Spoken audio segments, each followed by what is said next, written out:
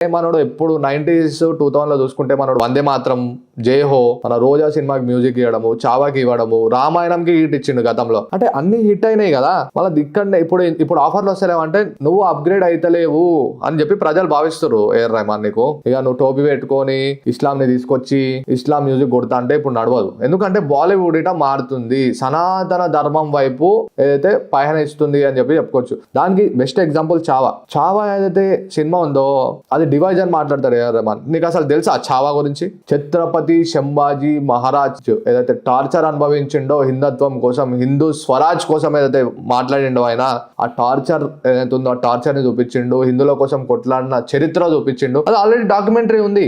ఇంకో సినిమా సూర్య మందిర్, దాన్ని దయాల కోట అని చూపించినావు. మళ్ళీ దానికి క్రియేటివ్ యాంగిల్ దాంట్లో కనిపించినప్పుడు దీంట్లో డివైజ్ ఎందుకు కనిపిస్తుంది నీకు?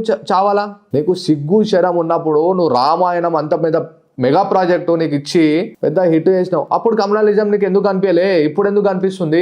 అంటే నీకు ఒకటేసారి బ్రేక్ డౌన్ రాగానే విక్టిమ్ కార్డ్ వాడుతున్నావు అనువిడా. మంచి అవకాశాలు వచ్చినప్పుడేమో నేను ఇండియాని ప్రేమిస్తా, ఇండియా అంటే నాకు ప్రేమ, ఇండియాలో నేను ఒట్టి పెరిగినా అని చెప్పి మాట్లాడుతావు. ఇప్పుడు ఎందుకు మాట్లాడుతున్నావు? మరి నువ్వు ఇట మా హిందూనే కదరా అయ్యా, మీ అమ్మ పేరు కస్తూరి కదా, హిందూ నుంచే ముస్లింకి కన్వర్ట్ అయినావు కదా. నువ్వు చెప్పుకుంటా పోతే మస్తు కాంట్రవర్సీలు నేను ఏమిందే.